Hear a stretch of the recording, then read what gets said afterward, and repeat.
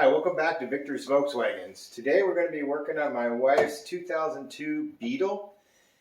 This car has a 2.0 liter engine in it, and we got it at an auction I think about 2 months ago. Got a really good deal on it, and it's in mint condition. It's a 79,000 mile car for 2002. Interior's mint. It's a beautiful car, and it's the car that my wife has always wanted, which was a yellow new Beetle. So super excited about getting this. Today what we're going to do is do a transmission fluid service, and going to go through the whole process of changing the fluid and how to set the fluid level, changing the filter, and the whole 9 yards. First, I just wanted to tell you what was in the kit that we got from idparts.com. So the kit comes with the filter,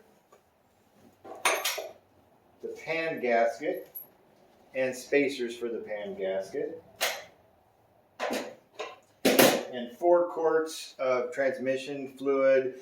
This particular brand I'm not too familiar with, but it does meet Volkswagen specifications on the label, so I'm confident that it's good to be putting in this car. And then, just so we didn't have any leaks, I ordered the drain plug replacement for it.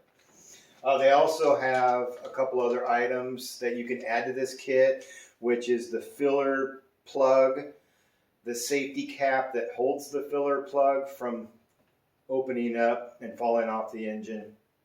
You can order those also. There might be a few others. As far as tools, so far from the videos that I've watched, so basically I've watched a couple videos on how to do this, and I'll post those links of the ones that I watched that I thought were really good in the show notes, so you guys can watch those, or you can watch our video. It doesn't matter. I'm fine at promoting other content creators. I see some really good stuff on there, and I'm like, oh, okay, that's great. I want other people to see it, so I'll post those on there. But basically, 16 millimeter sockets, got deep socket, 3/8. This is a 16 millimeter short socket, 5 millimeter Allen. So you're gonna need one of those for the drain plug removal. And then obviously 3/8 ratchet, probably extension. I always have a screwdriver because I always need a screwdriver when I'm working on any of these cars, and a pick tool. And I'll show you what I'll be using the pick tool for once we get into the video. And the other thing is I have an OBD 11 scan tool. So this one's a little bit older. They've got new models of it. This just plugs right into the OBD2 port underneath the dash, and then you use the app on your phone, and there's a lot of things that this little scan tool can do. You can change things on your car. You can change the way the lights blink. There's a whole bunch of stuff, but I'll see if I can find a good video on OBD 11, and I'll post a link to it. So if you've never used this particular scan tool, this is a real good one. I'm also going to be investing in another scan tool that's a little bit easier to use. I've been looking at a few brands. I haven't picked one yet. But as soon as I do, I'll do a video on that once I receive one and start using it. I can't remember. I think the gentleman's name is can't remember. But I will post some links to a scan tool that I'm looking at. So that's about all for the tools you need. And then I have a drain pan that I made out of an old tote. This is the bottom of an old tote. So these work really great for like when you're doing coolant flush, because every time you open a coolant hose, it seems to go all over, and a regular oil pan just doesn't quite cut it. So this gap captures a little bit more area, and I'm going to use this because we're going to be taking the pan off. It's going to be dripping all over the place, and it gives me just a little bit more area so it doesn't drip onto the floor. So yeah, just an old tote. One thing I wanted to mention real quick, and I'll move the camera. All right, so I briefly wanted to go over, and we're still doing this video with a single cell phone, so please bear with us until we get some better equipment. So it's kind of janky, but I think it gets the point across. So when you jack up the car for doing the transmission service, it needs to be level. So I just kind of wanted to show where we jacked it up. And one thing, if you have a Beetle, if you've got one of these new Beetles, do not jack this section, like right here. This was from the previous owner. Somebody tried to jack the car up here and it bends. And you'll see this on a lot of Beetles where it's bent. So you want to go back to the pinch weld here. I jack it up with a 2x4 here, and then my jack stand here right on this pinch weld. Hope you can see that. Jack on the other side. Got those at the same height. And then a jack in the back. So there's a beam that goes across the back of the Beetle. And then I just made sure that everything was level. So you can do this. Doesn't have to be like perfectly level, but close enough here. And then that's looking at it sideways. And then right about here. So very, very close. Close, good enough for doing this transmission service. So I just wanted to briefly show you that. And all right, we'll progress. We'll get a camera underneath the car and I'll start taking everything apart. All right, so we're underneath the car now. And what we have to do first is remove this bash pan. Basically, this is a protective cover right here. It keeps anything from bashing into the actual transmission pan on the bottom. So we're going to remove that first. Looks like there's two on this side.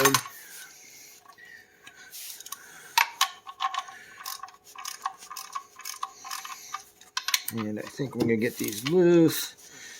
Use my air ratchet, speed this whole thing up. The last video I made of the transmission mounts seemed to go on forever doing it by hand. So these aren't very tight. These are 16s.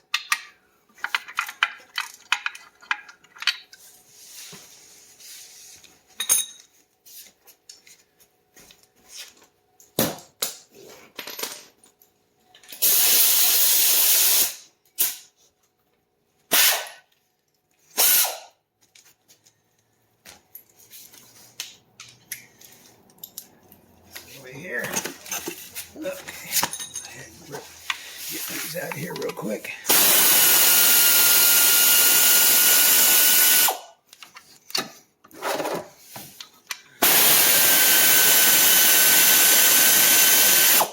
One thing I forgot to mention, usually under these cars is a belly pan. There's a side on this side, a piece on that side that bolts up, and then there's a pan that goes under the whole engine. This car, when we got it, did not have it. So I'm looking for one. They've got new ones really cheap on eBay. I'm hoping to find at a junkyard is what I'm hoping.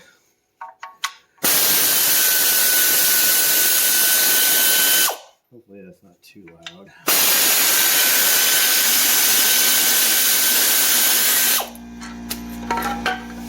Okay, we got that off. And my compressor is going off, of course. I'll edit this out while my compressor does its thing.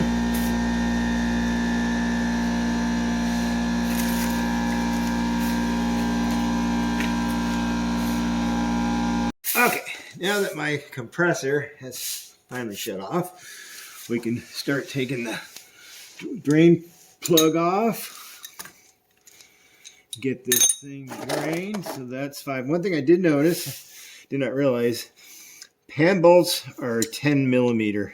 So 10 millimeter socket to get the pan bolts off. Forgot to mention that. All right, let me get my 5 millimeter Allen real quick.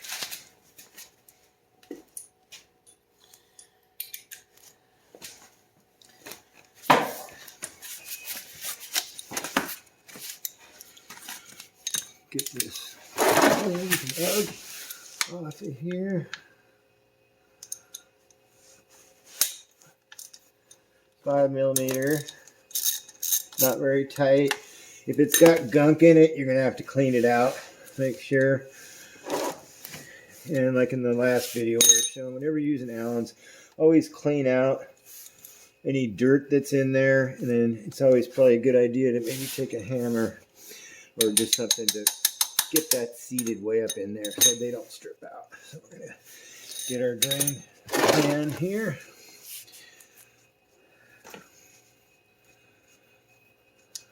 Okay, and fluid doesn't look too bad. It's kind of brown, still a little pink left, so that's kind of a good thing.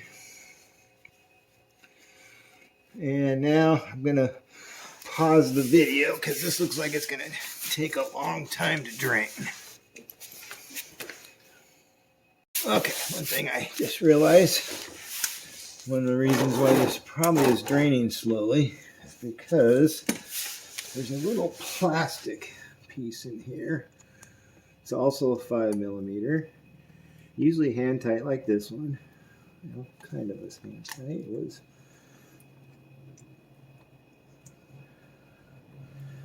Well, looks like I'm going to have to use the ratchet anyway. This will help it drain better. It's going to open it up more. That transmission fluid is slippery stuff.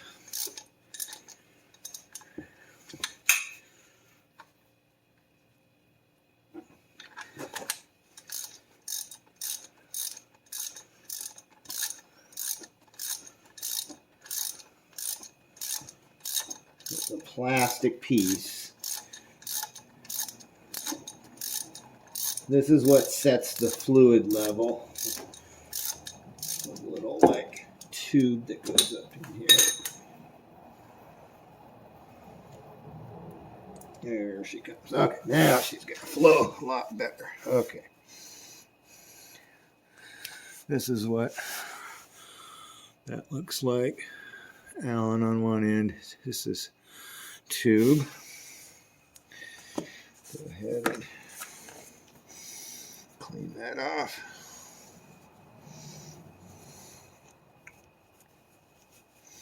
Clean my hands off. Put that aside.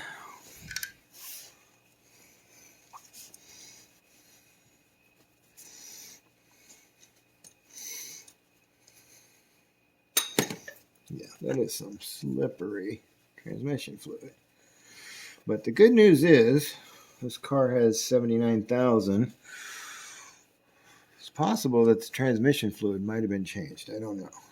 But it's not so bad. It's not black or brown. It's brownish pinkish. So that's always a good sign.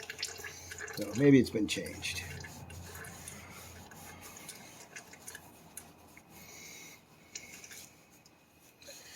Get my 10mm. We'll take the pan off.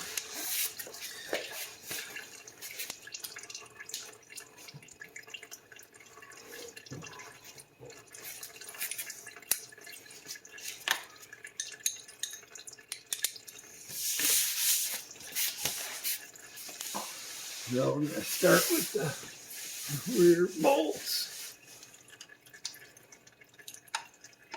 Alright, so we'll just loosen the rears.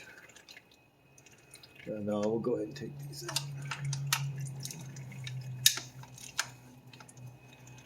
And those are torqued to spec.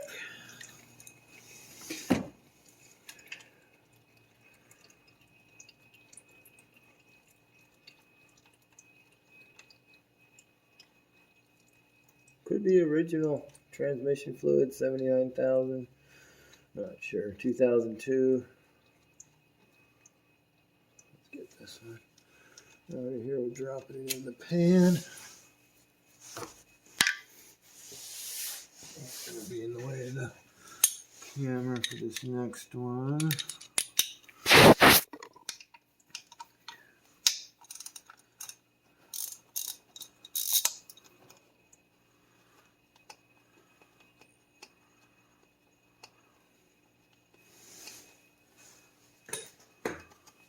There's another one here. I don't think so. I think there's just 4 on this thing, which is incredible. But this only has 4 holding this whole thing on. It's crazy.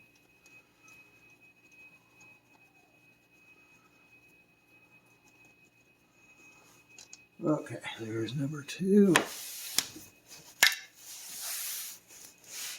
We peek here and see if there was one more I can't see. Nope, doesn't look like it. And then we'll pull these down, but we won't take them all the way out so we can kind of drain this pan. Loosen them. You know, kind of hang. And now there we go. And then it's going to drop right into all that fluid. There it goes. Okay. Let drain a little bit more.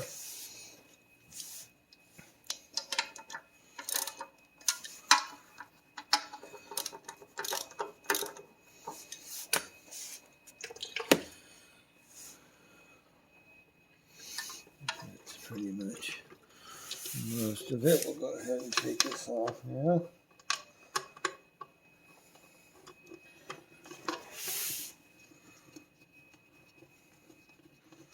It has a really nice gasket on it, that's for sure. Really thick. Okay, there's the last one. We'll just kind of drop that in there. Drop that in there, and we'll pull the filter down. So here's the filter, and it's going to drip too. That's why these totes work really good for jobs like this. Hopefully.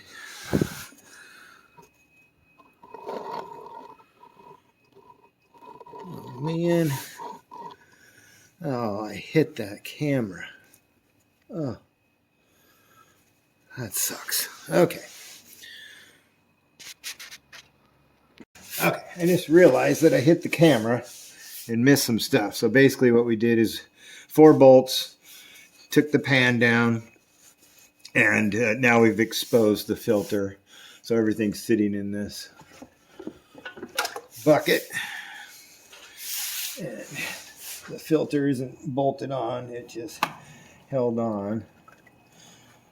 And it's got even more fluid, and that can go in there too. So what ended up happening, and this can happen, so when you pull the filter off, you need to make sure that the gasket stayed on the filter. If it didn't stay on the filter like this one, it got stuck up in here. So what you're going to have to do is get some kind of little pick tool and pull it out. Super important, because if you were not to catch that and then tried to put the new one in, it wouldn't seat in here. It would just keep probably falling out.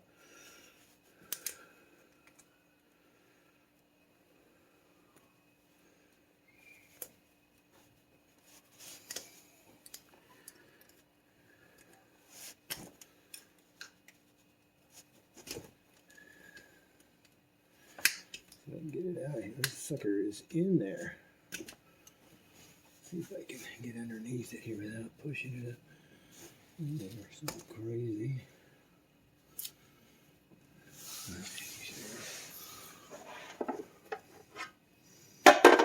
Yeah, okay. Get it out of here. There it goes. Okay, you probably can see that starting to come out. There's the gasket right there. Okay, now we can let that drip. Let's go ahead and take all this out of here. Let's see. Let me get a rag here to catch these drips. While I pull the tub out of here.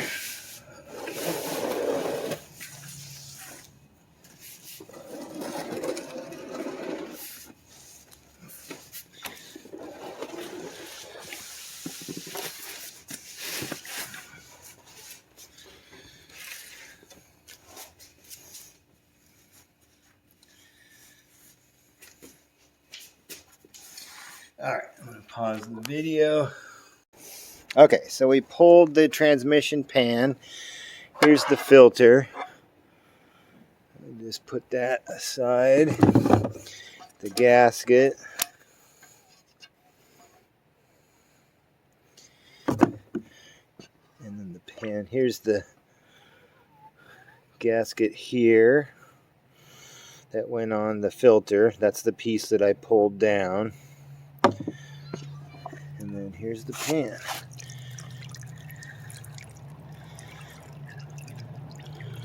So good news, looking at this pan, there's really not that much gunk in here at all. So I'm having this feeling that this has been serviced somewhat recent. I don't even know if there's any sludge. Let me look here. No, there's sludge. Okay, so yeah, this is probably hasn't been serviced. It's just that the car only has 79,000 miles. So yeah, this seems pretty normal for that amount of mileage. This is friction material from the friction discs. It's just normal. This is a magnet that's here. So I'm going to pause the video, get this all cleaned up, and then I'll go back on and reinstalling everything and checking the fluid level. All right, so we have the oil pan gasket all cleaned, oil pan and the gasket. The oil pan's all cleaned up. The magnet is all cleaned up, and it's ready for the gasket. So when you get these gaskets in the kit, it's going to have these metal inserts right here. You just need to make sure that those are pressed into the gasket, and then it's ready to go on the pan. See if I can do this with one hand here, and it just kind of falls into place. There's like a V shape in the pan, and the whole thing just kind of goes into its certain spot. You just push it down until everything's in. Okay, so then the pan's going to be ready to go back on. Let me reposition the camera here. Sorry folks, we're doing this with a single cam cell phone. Okay, so the first thing we're going to do is we're going to put the filter back in place. I got a rag down here catching. This thing will just keep dripping and dripping, so you want to make sure you get a little bit of fluid on the seal so it slides up into place.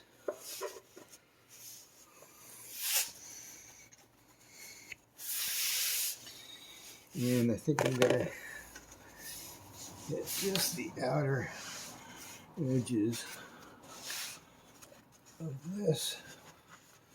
Hopefully it won't drip. Let me get a better rag here.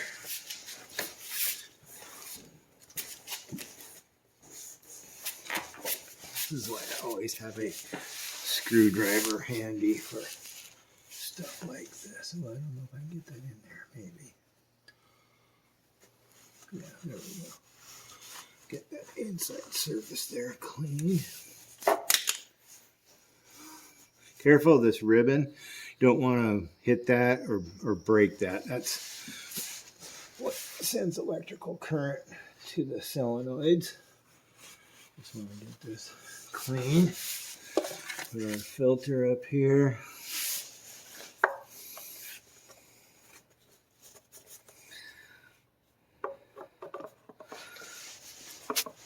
And it just kind of slides right in. And then the pan.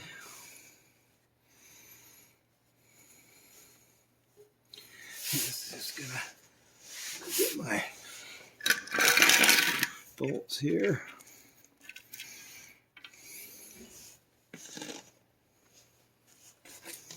One of them in my socket here. Okay. And then we're just gonna get this right up here. Uh-oh. I hit the camera. Okay, so we'll get one of these started.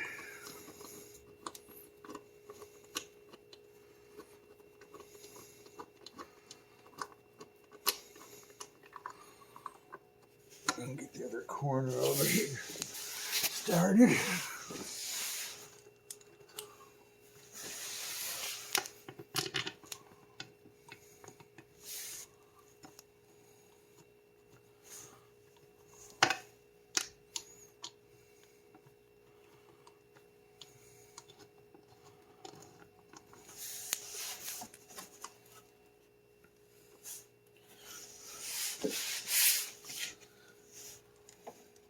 sure the gasket is on here. This one kind of slid a little bit, but it'll.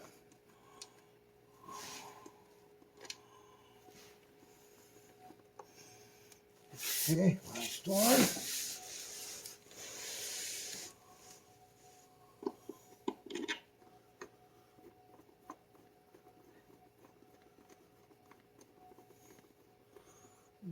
Grandpa glasses on here.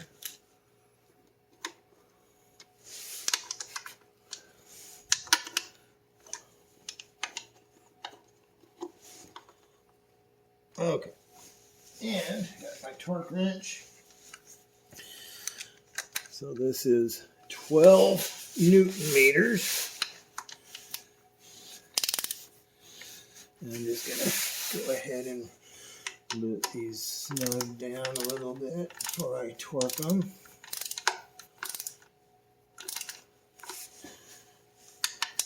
Crisscross kind of pattern to get the pan to set across.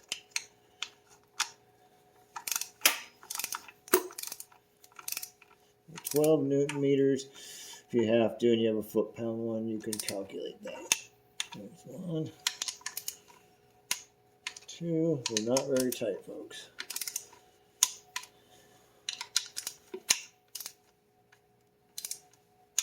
All right, one more time.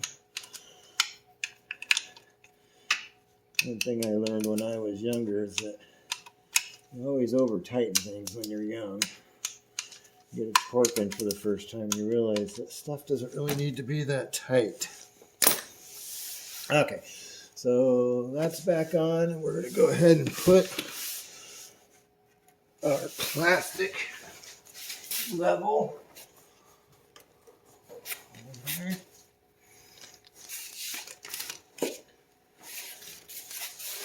So there's that plastic piece, and this goes up in there, and this is what sets the level. And I'm going to show the video on how to get it up to temperature. Check it with OBD 11 scan tool, and then set the fluid temperature.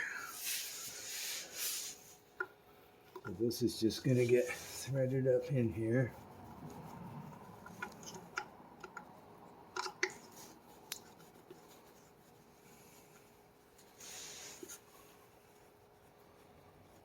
This just needs to be hand tight. It'll just get to a point where it stops.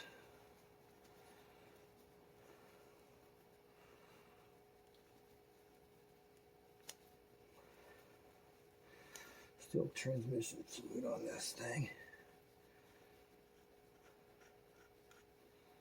Okay, it just stops. So that's seated in there.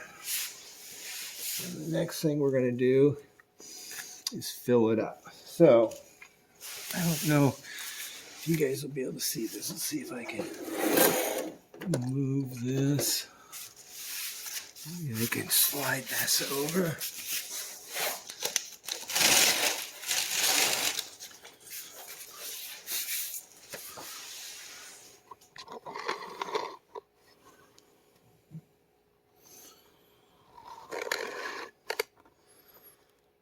Okay, so it's not the best shot, but you can see the red cap here.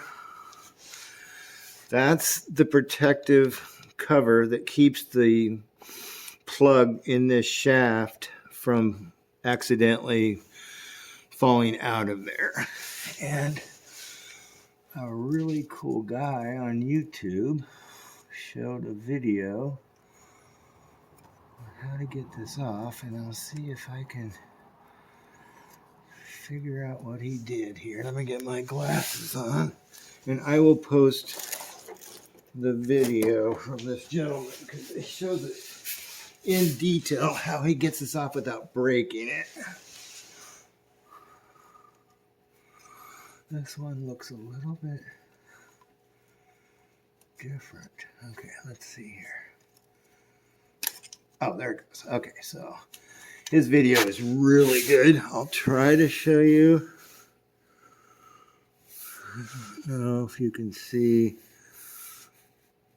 this here slides into here, and then it locks in. So what you need to do is you need to press on it. This one's actually been broken. There's usually a cover here, and you can't see this part here, but you basically have to press this in, press that up, and it'll open out. So I'll post this video. He shows it really in detail. So super cool. Then you can reuse this. You can buy these too. ID Parts sells these. They're pretty cheap. I think they're like $2 or $3.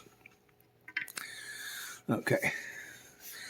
And then all we gotta do is pull the cap off.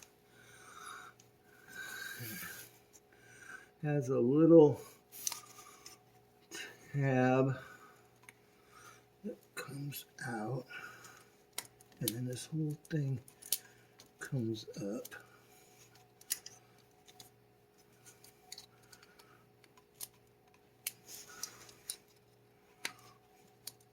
Okay, so I'll show this too. Okay, so there's a tab here, and if you get behind this with a pry tool, and what you're going to do is you're going to pry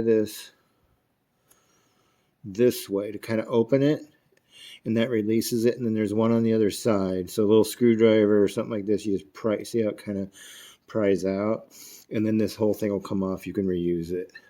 You can buy these too. They're cheap too. This came right out, and these Viton green seals will last for a long time. But probably not a bad idea to get a new one. But this one's not leaking, so I'm not worried about it. Okay, now we're going to fill the transmission. And I'll show you guys what I use to do that.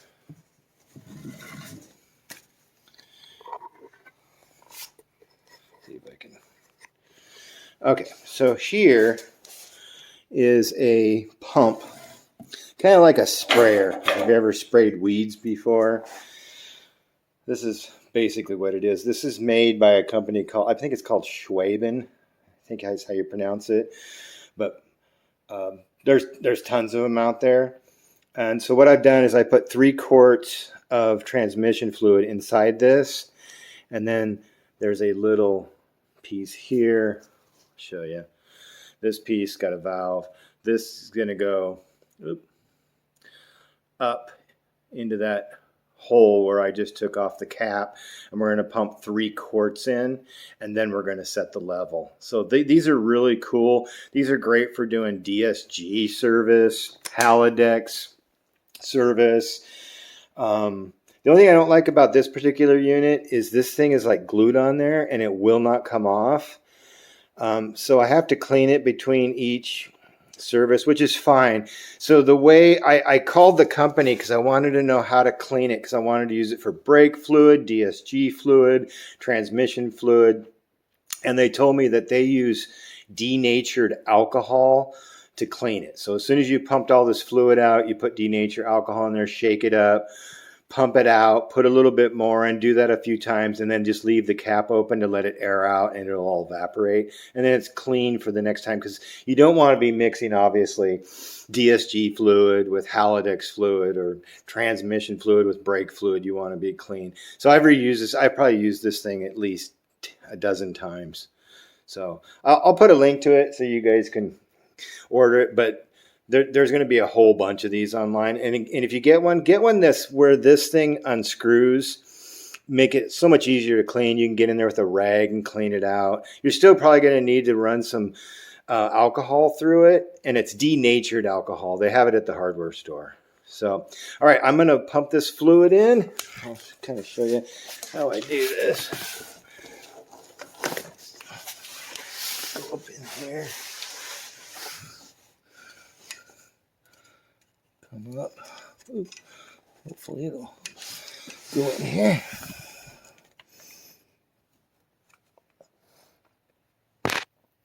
Sorry, you can't see. Okay, basically it just sits in there. And then I open this valve here. These things are cool. And just going to fill up. Now you can also use a funnel from the top. So you'd use like a transmission funnel with maybe some silicone hoses using electrical tape to kind of tape stuff together. But you could easily get this from the top with some flexible hose. The problem is the opening is pretty, I don't know if you can see it. Yeah, there it goes. Okay, you can see. You could get some silicone hose in there or something like you'd use for a fish tank, and use like a transmission funnel. So don't have to use this pump. All right, so I'm going to go ahead and pump all this fluid in, and I'm going to pause the video, and then I'm going to show you how to use OBD 11 and how to set the fluid level. Okay, so we're back. I tried to check the temperature of the transmission fluid so I could get the level adjusted. And on OBD 11 that I was talking about earlier, it's asking for some specific values, some kind of some numbers that I don't know about. So I went online briefly, couldn't really find anything to get to that. I know on the Alltrack, when I check the temperature settings with OBD 11, I just hit transmission and I scroll down to transmission temp. You can type it in. You can go type it in like a search, and it'll bring up transmission temp, and it'll show you live data of what the temp is. So I'm not able to do that right now, but I'll do some more research online, and I'll figure out. I'm sure I could find something on the forums on how to do it with OBD 11. But for now, just because I have to get my wife's car running for tonight, I'm going to use just a infrared thermometer. So this particular one's a Craftsman. This is what I used before I had a scan tool like OBD 11 to check live data. This works just as good. I used it for many years before I got a scan tool. These are pretty cheap. You can probably get a pretty decent one, I don't know, 30 bucks maybe, I'm not sure exactly. So what I'm going to do is I'm going to move the camera and I'll go underneath.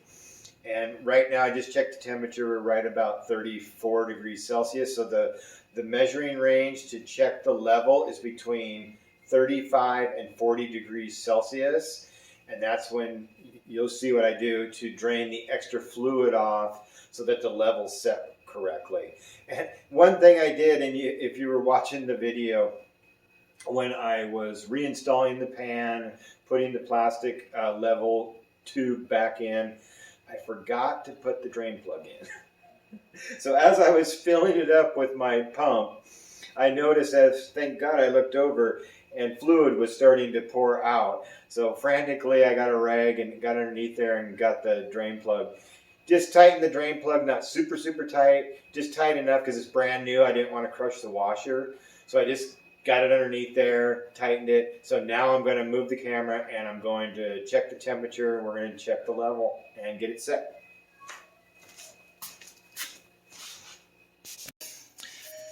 Okay, so we're checking the temperature with the engine shut off right now just to see where we're at. And using the little infrared scanner. So what you do is you just point it at the oil pan of the transmission pan and you just hit the button. So we're at 35.6 degrees Celsius. So we're okay between 35 and 40 degrees Celsius to go ahead and remove the drain plug and get the level set. So we're going to go ahead and start the engine and do that right now.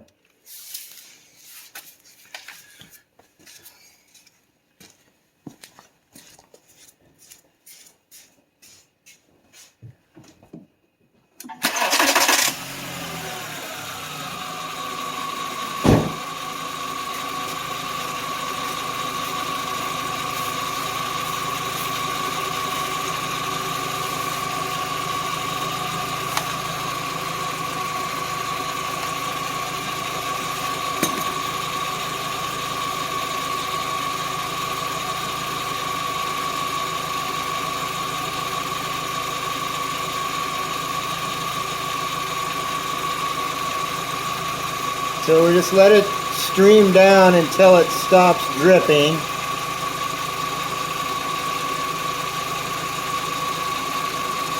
Right about there. Okay. And then we tighten the drain bolt up and we're good. That's how you set the level between 35 degrees Celsius, 40 degrees Celsius. And then you can tighten this up.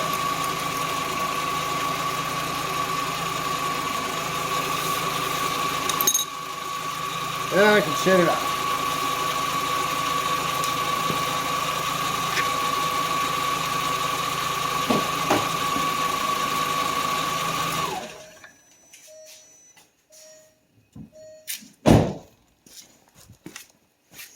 I forgot to get the torque spec for that. I torqued it down. I will make sure that I get that in the comments. But yeah, so level is set. So then we can go ahead and put our plug back in up here. I have to get on my back here. Just get our plug in.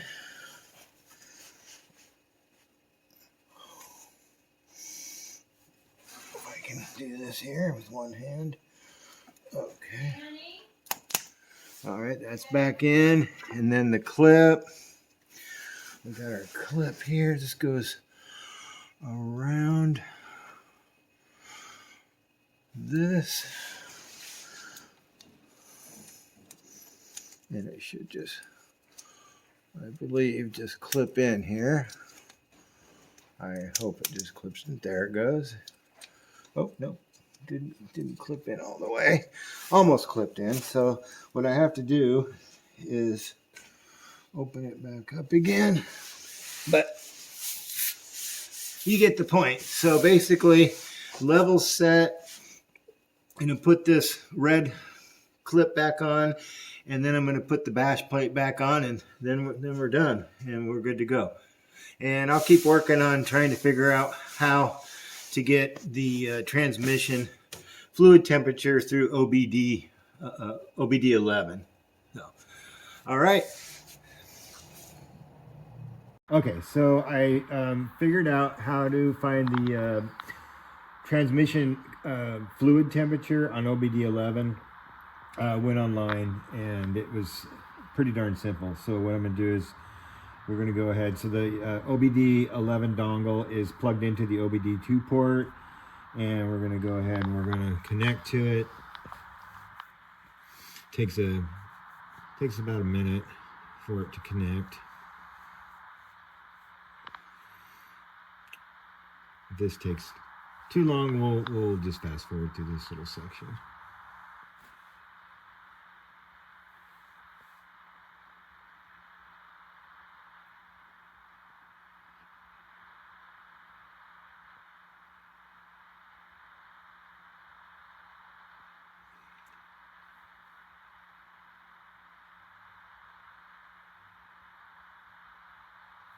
Okay, so now we're where we can go into the control module. So on OBD 11, it's this blue little circle with the 3 lines, and then we just open up the transmission.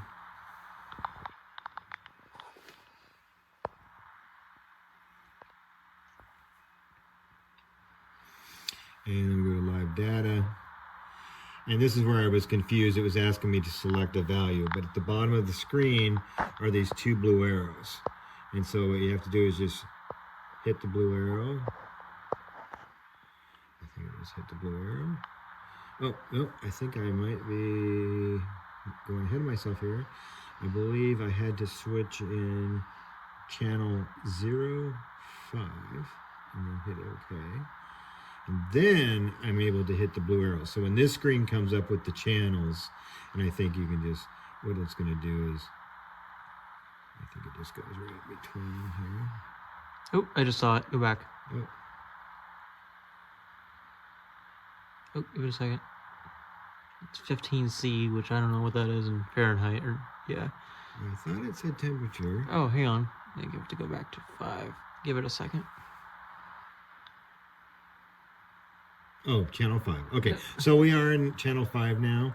So that's what it's showing right now. The car. Oh wait, oh there it goes. ATF temperature. ATF temperature. Took a while for it to load. So once this comes up, so it's channel 5, And then right now it's reading 15 degrees Celsius because the car is cold. So that's where the temperature section is. So I don't know if I can go back here. Are you trying to get out of it? Let me go back and do this one more time. And we'll go back into control units, transmission, live data, and then I selected 05, channel 5, hit OK. And I think Give it a second. No, give it a second. Give it a second. Yep. That's the right channel. Right here, channel 5. Right here, and there we are, ATF temperature. So if you got a Mark IV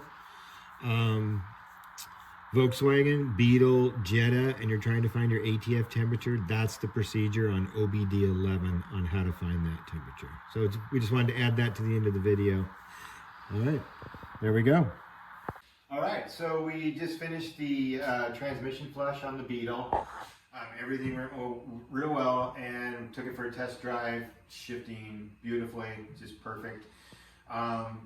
So we were able to get the OBD 11 to finally work so we could read the temperature, and so we added that at the end of the video. We're going to be doing, the next thing we're going to do is, I'm going on a trip to Utah. Me and my wife are going on a trip to Utah, so my brake rotors on the all-track, when they're really cold for some reason, I get a really bad vibration. They're worn out, they need to be replaced. The car has 80,000 miles on it. So I'm gonna get new rotors, gonna replace those and do a brake flush. And I think we'll go ahead and film that. And then we're still working on Keller's ABA turbo build. We actually just got a second OBD1 motor with a 16 valve head that we found in Primeville, Oregon. And the guy had the intake manifold we needed, which was 1.8 T with a 16 valve lower part welded together. And a fuel rail that we needed in very, very good condition. So we've got that block that we tore apart, and we're gonna mix and mash parts from that block and from the different head, the new intake that we got. We're gonna take this to a machine shop soon and get a bunch of work done. So we're still working on that. In the meantime, while Keller's getting the money to finish all that engine build, we're going to put a diesel, the old diesel that's in the other room, that his car originally came with. Not that particular engine, but we're going to find another diesel engine, and we're going to put that in the car. So we'll do another video of going from a gas ADA engine back to a diesel engine, non-turbocharged, older diesel engine. So Keller can get some better gas mileage and get back and forth to work. And then we'll just keep working on trying to move forward with the turbo build. Anything else we're working on? Not that I can think of. I mean, I need to do brakes on my car. Sure. Yeah, we've got little things here and there that we'll add. Other than that, that's where we're at, and thanks again for joining us on our little journey of working on our cars. It's been a blast, and we're having a really good time. Thank you.